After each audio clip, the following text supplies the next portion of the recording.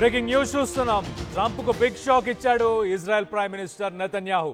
కాల్పుల విరమణ తర్వాత ఆ ఒప్పందాన్ని ఉల్లంఘించాడు ఇజ్రాయెల్ నుంచి గాజాపై దాడి చేశాడు. గాజాపై ఇజ్రాయెల్ భారీ బాంబులతో దాడి చేసినట్టు తెలుస్తుంది. ఇటు హమాస్ తన సైన్యంపై దాడి చేస్తుందని చెప్పేసి ఇజ్రాయెల్ దాడి చేసిందని చెప్పేసి హమాస్ కూడా చెప్పుకొచ్చింది. ఇజ్రాయెల్ ముందు దాడి చేస్తుందంటూ హమాస్ కామెంట్ చేస్తుంది. ఇటు ఆర్మీ అధికారులతో నెతన్యాహు అత్యవసర సమావేశం కూడా అయినట్టు తెలుస్తుంది. హమాస్కి సంబంధించిన రాఫా అనే ప్రాంతంలో ఈ దాడులు జరిగాయి. హమాస్కి సంబంధించిన వ్యక్తులు ఇజ్రాయెల్ డిఫెన్స్ ఫోర్సెస్ని టార్గెట్ చేస్తూ ముందుగా దాడులు చేశారు కాబట్టి మేము ప్రతి దాడులు చేస్తున్నామని చెప్పేసి ఇజ్రాయెల్ డిఫెన్స్ ఫోర్సెస్ ఐడిఎఫ్ అయితే ప్రస్తుతానికి చెప్పుకుంటూ వచ్చింది. సో ఇజ్రాయెల్ ఫోర్సెస్ ప్రస్తుతానికి ఎయిర్ స్ట్రైక్స్ అలాగే ట్యాంక్స్, మిలిటరీ ట్యాంక్స్తో పాటు భారీ పేలుళ్ళని ఈ రాఫా సంబంధించిన మిలిటెంట్స్ ఉన్నారు అక్కడ, ఆ మిలిటెంట్స్ని టార్గెట్ చేస్తూ మేము దాడులు చేశామని చెప్పేసి ఇజ్రాయలీ ఫోర్సెస్ చెప్పుకొచ్చాయి. సో ఇజ్రాయలీ ట్రూప్స్ ఏమంటున్నాయంటే, ఒక పక్కన ఇజ్రాయలీ ట్రూప్స్ ఎక్కడైతే తిరుగుతున్నాయో వాళ్ళని టార్గెట్ చేస్తూ రాఫాలో హమాస్కి సంబంధించిన వాళ్ళు దాడులు చేశారు టెర్రరిస్టులు అని చెప్పేసి ఇజ్రాయెల్ ఫోర్సెస్ చెప్పుకొస్తున్నాయి. కానీ ఒక పక్కన మనం చూస్తే అమెరికా, ట్రంప్, ఇటు ఇజ్రాయెల్ అలాగే హమాస్ రెండిటి మధ్య యుద్ధాన్ని ఆపడానికి ఆయన పీస్ డీల్ని ఆయన మాట్లాడాడు. మొత్తానికైతే ఇప్పుడు ట్రంప్ మాట్లాడిన పీస్ డీల్ని నెతన్యాహు పక్కన పెట్టేసి మరి ఇజ్రాయలీ ఫోర్సెస్ అయితే దాడులు చేస్తున్నాయి. మనం చూడొచ్చు, ఆ విజువల్స్లో చూడండి అసలు ఎంత భారీ ఎత్తున దాడులు చేశారు. ఇటు ఎయిర్ స్ట్రైక్స్ అంటే ఫైటర్ జెట్స్ని వాడారు, మిలిటరీ ట్యాంక్స్ని యూజ్ చేశారు, అలాగే గ్రౌండ్ లెవెల్లో కూడా ఇజ్రాయలీ డిఫెన్స్ ఫోర్సెస్ని యూజ్ చేశారు. మొత్తం మీద గాజా ఇజ్రాయెల్, పాలస్తీనా ఇజ్రాయెల్కి సంబంధించి ఏదైతే వార్ ఉందో ఆ వార్ని ఆపేసిన తర్వాత మళ్ళీ అగ్గి రాజుకుంది. చాలా క్లియర్గా తెలుస్తుంది. ఆ స్మోక్ చూడండి, మనం రాఫాకు సంబంధించి చూడొచ్చు. భారీ ఎత్తున పేలుళ్ళు జరిగాయి కాబట్టి దట్టమైన పొగ ఇటు రాఫా నుంచి పైకి మనకు కనిపిస్తుంది. చాలా క్లియర్గా బిల్డింగ్స్ అన్ని ధ్వంసం అయిపోయి ఎయిర్ స్ట్రైక్స్ చేశారు, ట్యాంక్స్ని కూడా వాడారంటే అర్థం చేసుకోవచ్చు.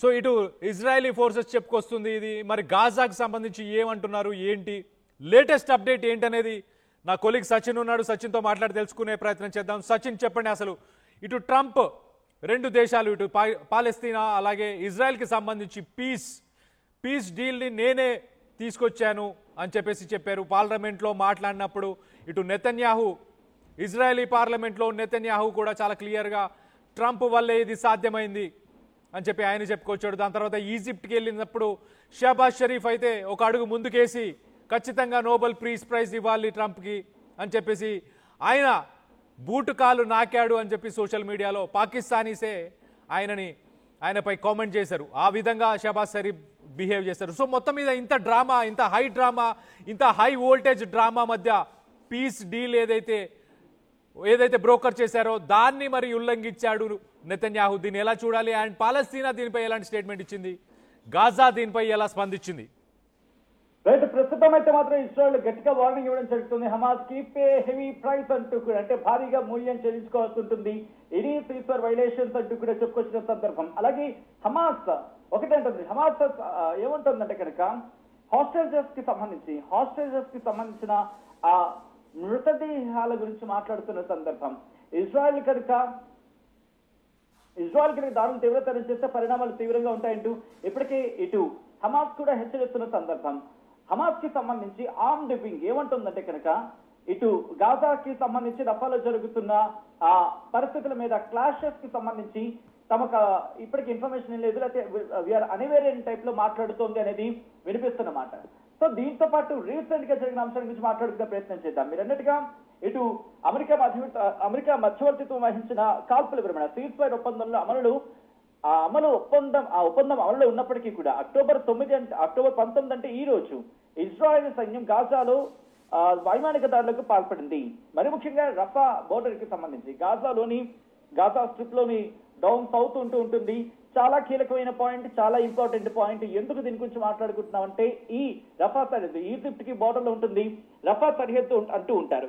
సో రఫా సరిహద్దు ఎందుకు మూలం అంటే కనుక వీళ్ళకి మానవీయ సాయాన్ని ఇటు హమాస్ కి సంబంధించి మరి ముఖ్యంగా పాలస్తీనియన్లకు వాళ్లకు ఇటు ఫుడ్ కావచ్చు, లేకపోతే ఇటు మానవీయ సాయాన్ని యుఎన్ కి సంబంధించి మానవీయ సాయాన్ని అందించాలన్నా, అసలు మానవీయ సాయం ఇటు గాజాలోకి అడుగు పెట్టాలంటే ఉన్న ఏకైక మార్గం ఇది చెప్పుకున్న దాంట్లో ప్రప్రథమైంది ఇటు ఈజిప్ట్ కి అలాగే గాజాకి సరిహద్దుగా ఉన్న రఫా సరిహద్దు.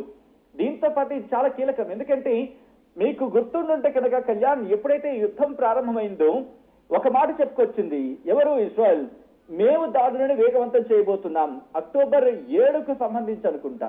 సో ఆ ఇజ్రాయెల్ యుద్ధం అక్టోబర్ లో మొదలైన సందర్భంలో అప్పుడే మాట ఉంది, మేము ఇంక విడిచిపెట్టేది లేదు, గాజాను విడిచిపెట్టేది లేదు. ఎవరైనా తమ ప్రాణాలు దక్కించుకోవాలంటే డౌన్ సౌత్ వెళ్ళిపోండి, రఫా సరిహద్దు నడిచి వెళ్ళిపోండి, మీ ప్రాణాలను కాపాడుకోండి అంటే అప్పుడే చెప్పుకోవచ్చు. అర్థం చేసుకోవచ్చు ఎంత కీలకమైంది అనేది.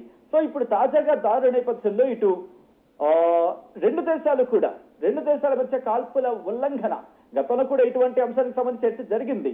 అప్పుడు కూడా కాల్పుల ఉల్లంఘన జరిగిన సందర్భం కూడా, అంటే ఇంకా రెండు ఒక ప్లాట్ఫామ్ మీదకి వచ్చాయి, అంతా సరిపోతుంది అనుకున్న సందర్భంలో ఇప్పుడు ఈ దాడులు చోటు చేసుకోవడం ప్రస్తుతం ఆందోళన కలిగిస్తోంది. ఇజ్రాయెల్ కి సంబంధించి ఇజ్రాయెల్ డిఫెన్స్ ఫోర్స్ అంటే IDF, ఇజ్రాయెల్ డిఫెన్స్ ఫోర్స్ ఇటు వైమానిక దాడులకు పాల్పడిందంటూ కూడా ప్రస్తుతం అంతర్జాతీయ మీడియా చెప్పడం జరుగుతోంది. ముఖ్యంగా రఫా ప్రాంతం దక్షిణ గాజాలో ఉంటుంది ఇది. ఈ రఫా సరిహద్దు అంటూ ఉంటారు. సో దీని కేంద్రంగా దాడులు జరిపింది. ఇజ్రాయెల్ మీడియా ఏముంటుందంటే కనుక హమాస్ దళాలు ఇజ్రాయెల్ సైనికులపై కాల్పులు జరిపారు, దాంతోనే ఈ ప్రతిదాడులు చేయాల్సి వచ్చింది అంటూ కూడా ఇటు ఇజ్రాయెల్ మీడియా చెప్పడం జరుగుతోంది. దాంతో పాటు హమాస్ నియంత్రణలో ఉన్న ఈ గాజా పౌర రక్షణ శాఖ ఏమంటోందంటే కనుక ఆదివారం రఫాలో జరిగిన దాడిలో కనీసం 9 మంది పౌరులు మరణించారు, అందులో 3 మహిళలు 4 చిన్నారులు కూడా ఉన్నారంటూ కూడా ఇటు గాజాలో ఉన్న గాజా పౌర రక్షణ శాఖ చెప్పడం జరుగుతోంది. అమెరికా కూడా ఈ పరిస్థితిపై తీవ్ర ఆందోళన వ్యక్తం చేస్తోంది. అమెరికా అధ్యక్షుడు డొనాల్డ్ ట్రంప్ ప్రోత్సాహంతో ఈ కాల్పుల విరమణ అనేది చోటు చేసుకుంది. ఆ ఒప్పందం ఇంకా కొనసాగుతున్నప్పటికీ హమాస్ గాజా ప్రజలపై దాడి చేయాలని యోచిస్తున్నట్లు అమెరికాకు సంబంధించి నిఘా నివేదికలు ఉన్నాయి అంటూ కూడా చర్చ జరుగుతోంది. అంటే హమాసే గాజా ప్రజలపై దాడి చేయాలని చూస్తోంది. హమాస్ అలాగే ఇన్ఫాక్ట్ అమెరికా హమాస్ ను హెచ్చరించింది, మొత్తంగా మీరు కాల్పుల విరమణ కనుక ఉల్లంఘిస్తే అది విడిచిపెట్టే ప్రసక్తే లేదని. సో ఇదివరకు మనం చెప్పుకున్నట్టుగా ఘర్షణలో కావచ్చు, లేకపోతే ప్రత్యేకంగా సెప్టెంబర్ చివరిలో లేకపోతే గాజాలో జరిగిన ఇజ్రాయెల్ దాడిలో 44 మంది మృతి చెందారని గాజా అధికారులు అప్పుడు చెప్పిన సందర్భం. అయితే ఇజ్రాయెల్ ప్రధాని బెంజామిన్ నెతన్యాహు హమాస్ అంతం కానంత వరకు యుద్ధం ఆగదు అంటూ చెప్పడం ప్రస్తుతం అప్పుడు మాటని ఇప్పుడు మళ్ళీ గుర్తు చేసుకుంటున్న పరిస్థితి ఉందని చెప్పుకోవచ్చు. సో మొత్తంగా అయితే మాత్రం ప్రస్తుతం గాజా ఇజ్రాయెల్ మధ్య ఉద్రిక్త పరిస్థితులు మళ్ళీ ఇప్పుడు ఉధృతం అవుతున్నాయా అంటే కనుక అటువంటి మాట వినిపిస్తోంది. ఇద్దరు కూడా ఒకరి మీద ఒకరు దాడులను తీవ్రతరం చేసుకుంటున్న సందర్భం ఉందని చెప్పుకోవాలి. ఇటు అంతర్జాతీయ మీడియా కథనాలతో ఒకటి చెప్పడం జరుగుతోంది, ఎక్కడైనా ఈ పరిస్థితి సర్దుమణుగుతుందా అనే క్వశ్చన్ మార్క్ కి సంబంధించి ఇంకా కంటిన్యూ అవుతుందని చెప్పాలి. ఇజ్రాయెల్ ఎయిర్ స్ట్రైక్స్ సదరన్ గాజాకి సంబంధించి అక్కడ హమాసే దాడి చేస్తుందని చెప్పి ఇజ్రాయెల్ అంటూ ఉంటే కాదు, మరి ముఖ్యంగా ఇటు హమాసే ఇజ్రాయెల్ సైనికుల మీద దాడి చేస్తుందంటూ కూడా ఇటు ఇజ్రాయెల్ మీడియా కథనాలు చెప్తున్న పరిస్థితి ఉందనుకోవచ్చు. సో ఇలా ఈ దాడులు మాత్రం కంటిన్యూ అవుతున్నాయి. ఈ దాడులకు సంబంధించి మాట్లాడుకున్న సందర్భంలో ఒక ఫ్రెజైల్ సీజ్ ఫైర్ అంటూ కూడా చెప్పడం జరుగుతుంది అక్కడ. మరి ముఖ్యంగా గాజాలో ప్రస్తుత పరిస్థితి ఆందోళనకరంగా ఉంది అంటూ కూడా ఒక కైండ్ ఆఫ్ చర్చ జరుగుతుంటే అర్థం చేసుకోవచ్చు. దీంతో పాటు ఇటు ఇజ్రాయెల్ కి సంబంధించి ఇజ్రాయలీ పొలిటీషియన్స్ ఏమంటున్నారంటే గవర్నమెంట్ మరి ముఖ్యంగా ఇజ్రాయెల్ ప్రభుత్వం మేము సీజ్ ఫైర్ కి కట్టుబడి ఉన్నామంటూ చెప్తున్న సందర్భం. అయితే నెతన్యాహు ఆర్డర్స్ ఇచ్చినట్టుగా తెలుస్తుంది. ఏమని? గాజాకి సంబంధించి ఎప్పుడైతే గాజాలో మరి ముఖ్యంగా రఫా సరిహద్దులో తమ సైన్యం మీద ఎప్పుడైతే కాల్పులు జరిపారో ఫర్మ్ యాక్షన్ కి దిగాలి అంటూ ఆర్డర్స్ ని పాస్ చేశారంటూ ఇటు అంతర్జాతీయ మీడియా కథనాలు చెబుతున్నమాట. ఇజ్రాయెల్ ఆర్మీ ఒకటే అంటోంది, వైమానిక దాడులు చేస్తామని చెప్పి చెప్పుకొస్తున్న సందర్భం రఫాలు. అయితే ఇజ్రాయెల్ మరి ముఖ్యంగా 15 పాలస్తీనులకు సంబంధించి అంటే పాలస్తీనుల వాళ్ళ ఆ భౌతికాన్ని వాళ్ళకి అప్పగించింది అంటూ కూడా ఇంకొక చర్చ జరుగుతోంది. మరి ముఖ్యంగా ఇజ్రాయెల్ పొలిటీషియన్స్ ఇక్కడ ఏమంటున్నారంటే కనుక నెతన్యాహుకి సంబంధించి మాక్సిమం ఫోర్సెస్ ని గాజా మీద అటాక్ కి పంపించాలి అనేది కొంతమంది అక్కడ ఇజ్రాయెల్ రాజకీయ నేతలు చెబుతున్నారు. మళ్ళీ బెంజమిన్ నెతన్యాహు మీద ప్రెషర్ పెడుతున్నారనే చర్చ జరుగుతుంది. సో మొత్తంగా అయితే మాత్రం బహుశా ఇటు ట్రంప్ ఎటువంటి రియాక్షన్ వెలుగుస్తాడు, ఎటువంటి రియాక్షన్ ట్రంప్ నుంచి వస్తుంది, ట్రంప్ ఎటువంటి కార్యాచరణతో వెళ్తాడు, ట్రంప్ ఎటువంటి చర్యలు తీసుకుంటాడు, ఇటు నెతన్యాహు కాల్పుల విరమణకు కట్టుబడి ఉంటాడా, దాంతో పాటు మరి ముఖ్యంగా మాట్లాడుకున్న సందర్భంలో ఇక్కడ హమాస్ కి సంబంధించి ఏం చేయబోతుంది అనేది ఆసక్తికరంగా మారింది. ఇంకా చెప్పాలంటే ఉత్కంఠ పెంచిందని చెప్పుకోవాలి.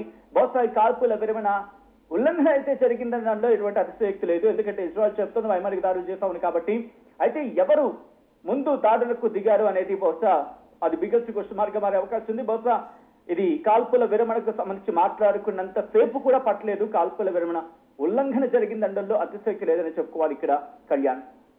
Right Sachin, thanks for the latest update. ఎవరు కార్పులు మొదలు పెట్టినా కానీ మొత్తం మీద అయితే మనం చూడొచ్చు సామాన్య ప్రజలు మాత్రమే ఇబ్బంది పడుతున్నారు. అలాంటి పరిస్థితి ప్రస్తుతానికి గాజాలో ఉంది.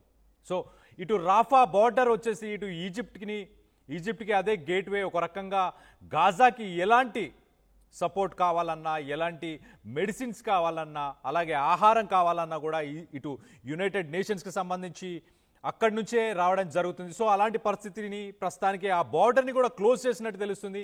ఇలాంటి సంఘటన ఒక్కసారిగా షాకింగ్ వేవ్ని ప్రపంచ దేశాలకు ఒక్కసారిగా షాక్ ఇచ్చినట్టయింది. ఇటు ఇజ్రాయెల్ అలాగే పాలస్తీనాకు సంబంధించి ఏదైతే పీస్ డీల్ ట్రంప్ దగ్గరుండి మాట్లాడి సెటిల్ చేశాను అని చెప్పేసి గొప్పలు చెప్పుకుంటున్నాడో ఆ పీస్ డీల్కి ఒక్క రకంగా ఇప్పుడు ప్రస్తుతానికి బ్రేక్ పడినట్టు తెలుస్తుంది. సో ఇటు రాఫాలో హమాస్కి సంబంధించిన టెర్రరిస్టులు ఇజ్రాయెల్కి సంబంధించిన ఫోర్సెస్ని అటాక్ చేశారు, అందుకే మేము ప్రతి దాడి చేశామని చెప్పి ఇజ్రాయెల్ చెప్పుకొస్తుంది. కానీ మొత్తం మీద అక్కడ సామాన్య ప్రజల ప్రాణాలు మాత్రమే పోతున్నాయి. సో మనం అదొక్కసారి గమనించాల్సిన విషయం. ఆ విజువల్స్లో చూడొచ్చు ఎంత విధ్వంసం జరుగుతుంది గాజాలో. గతంలో నెతన్యాహు కొన్నిసార్లు స్టేట్మెంట్స్, సచిన్ చెప్పినట్టు స్టేట్మెంట్స్ కూడా చాలా క్లియర్గా ఇచ్చాడు. గాజాని వదిలి వెళ్ళిపోండి మీరందరూ బ్రతకాలనుకుంటే గనక. అలాగే నార్త్ సూడాన్కి పంపించే ప్రయత్నం కూడా చేశాడు నెతన్యాహు. నార్త్ సూడాన్తో మాట్లాడాడు, డిస్కషన్స్ కూడా చేశాడు గతంలో కూడా. ఇక్కడ ప్రజలందరినీ కూడా సూడాన్కి షిఫ్ట్ చేసి గాజాని మొత్తాన్ని భూస్థాపితం చేసి మళ్ళీ ఇజ్రాయెల్లో కలుపుకునే ప్రయత్నం చేద్దామని చెప్పేసి ఆయన ఇలాంటి ప్రయత్నాలు చేశాడని కూడా గతంలో కూడా మనం గమనించవచ్చు. సో మొత్తం మీద మరి పీస్ డీల్ ఒక రకంగా శాంతి చర్చలు జరిగిన తర్వాత కూడా మరి ఇది కావాలనే చేశారా లేకపోతే ఏంటి అన్న దానిపై మీ అభిప్రాయాలు ఏంటి అనేది కింద కామెంట్ రూపంలో తెలియపరచండి.